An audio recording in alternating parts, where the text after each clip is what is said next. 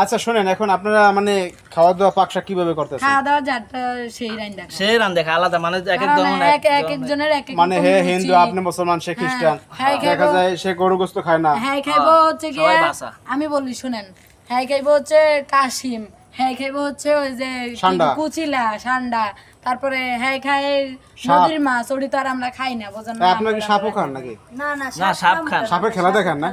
খেলা দেখাবে খেলা সাপের দেখায়? খেলা দেখায়, কুচিলা খায়। এখন কি সাপ আপনাদের বাড়িতে আছে?